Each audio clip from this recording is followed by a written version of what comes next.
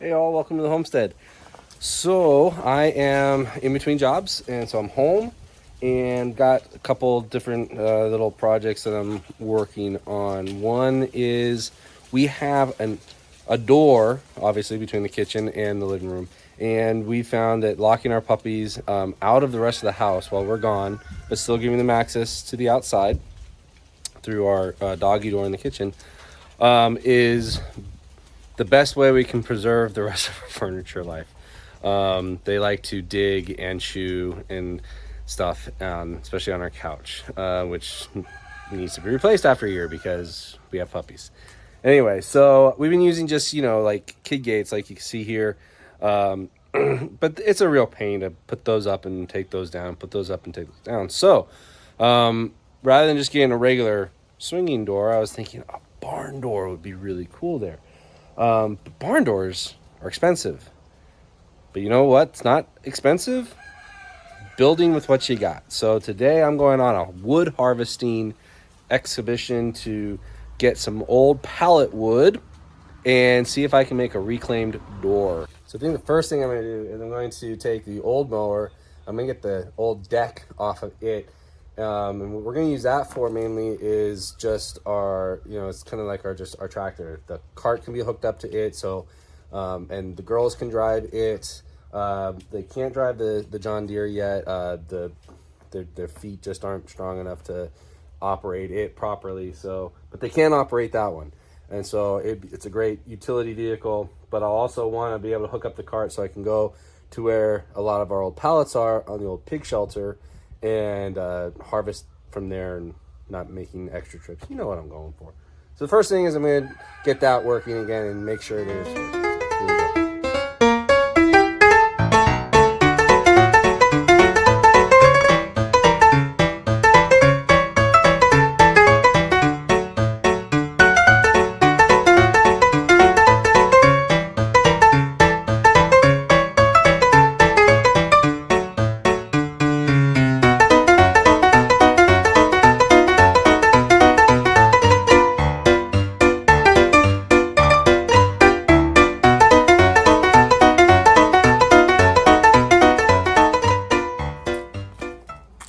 All right, that got pretty simple. Got that off.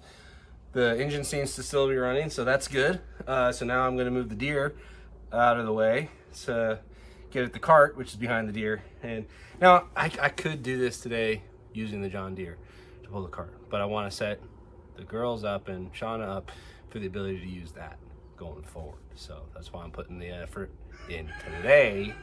Get that ready. You know where I'm going with this. All right, gonna move the deer now.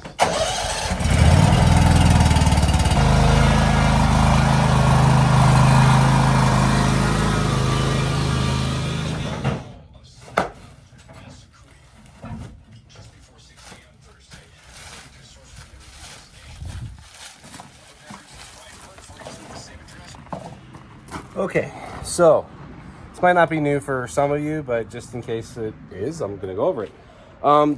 When reclaiming wood, one of the biggest things you have to be careful of is old fasteners, nails, staples, whatever.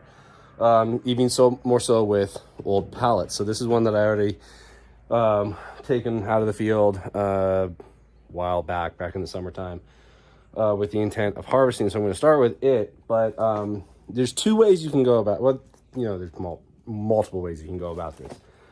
One is attempt to salvage all of the wood by pulling out all the nails, all the staples, all the fasteners that you can. The other one is kind of more the down and dirty way, which is just cut the wood out from around the fasteners.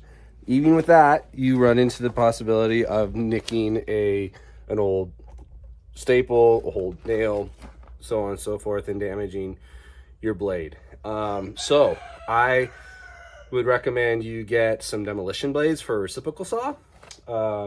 Use some older blades that are still sharp, but you don't really mind if they get damaged. If you're going to use a circular saw or a jigsaw or however else you're going to do it, if that's the way you go. Another way, you can either cut around the fasteners, you can try to drive out the fasteners, or if you pull the wood apart and the fasteners are still stuck in there, but you don't want to drive them out, but you also don't want to sacrifice the wood.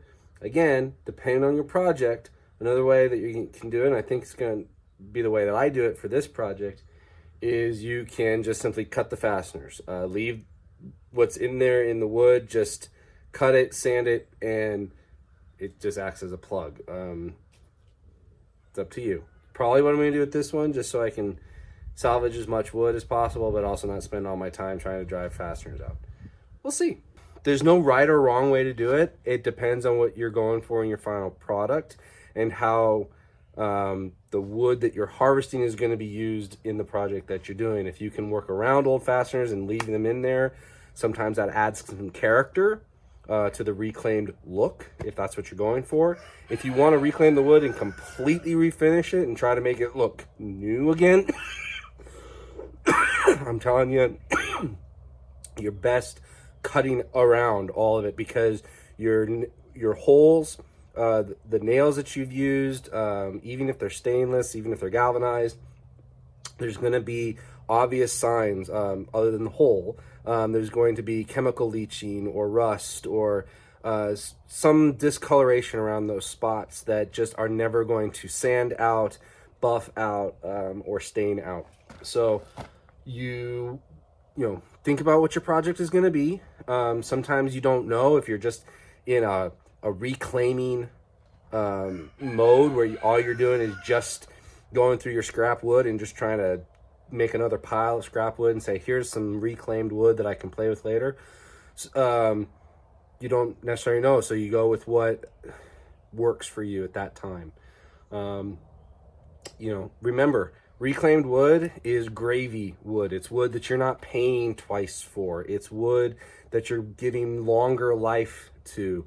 And aesthetically, it looks great, if that's your aesthetic. It's my aesthetic. It's my wife's aesthetic. So we love that. I like reclaimed wood. I like to use it. I like to give it a longer life. And so that's what I'm going to do. Got the cart out now. I'm going to work on this pallet that I've got. Then I'm going to hook up the cart to the mower, tractor now, whatever we're going to call it, the tugger, and take it over to the pig area and harvest those pallets.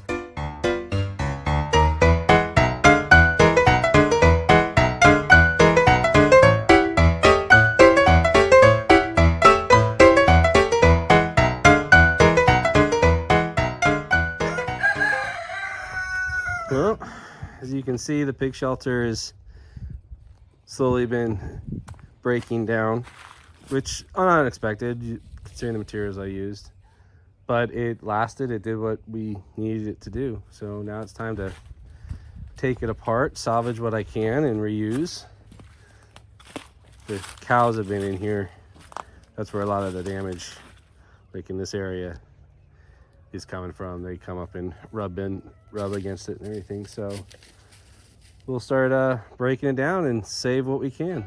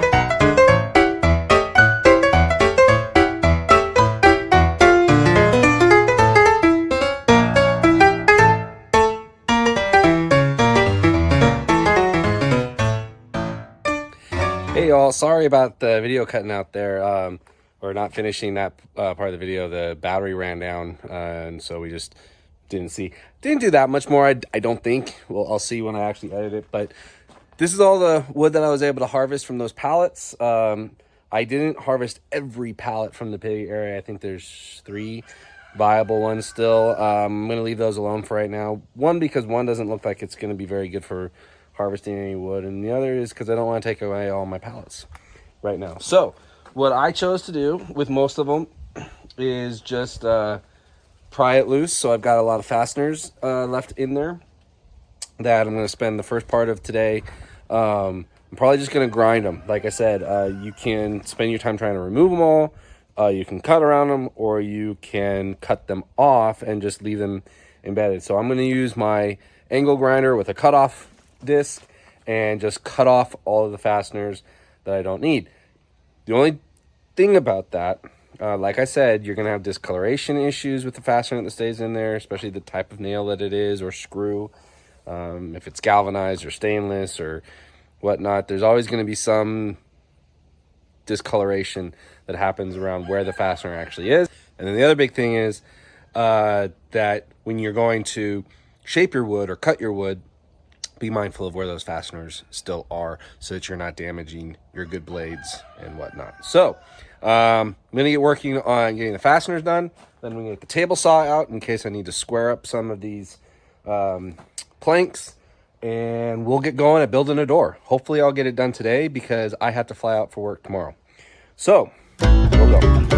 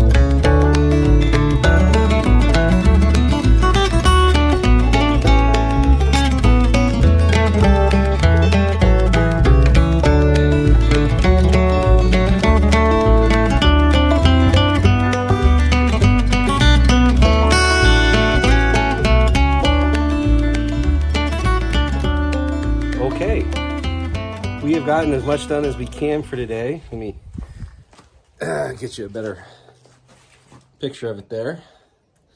That's what we ended up with. Now, the cross members are only on the one side, partly because I ran out of material and partly because I'm not sure I'm going to do both sides. Probably will. I used for this part the same ripped in half fencing that I've used before on the planter boxes over there on the tops.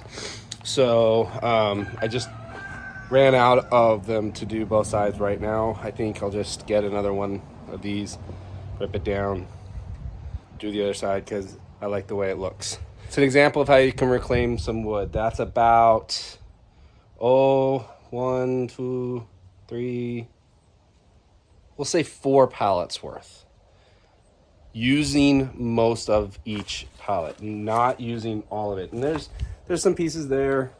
There's some pieces there. So actually, when all is said and done, maybe using 3 pallets. When you take away all the scrap and everything that I didn't get a chance to use. Maybe even just 2, but I think it looks good. Okay, so the door is done. It's hung and it works just like so. Help me, save me, Daddy! There it is. They're playing with the dogs. And that's it. It's in place. So the diagonal pieces are not on the other side. I've got some more material. I'll put those on later. I did have to take the top. Here, I'll show you. So up on this side, I had to take the top rail off because it was too close to the jamb here, and it wouldn't work well and wouldn't work properly. So again, the real purpose of this is just so we can shut the dogs in, and once I get the diagonal striping in on this side, it'll look a lot better. But from this side,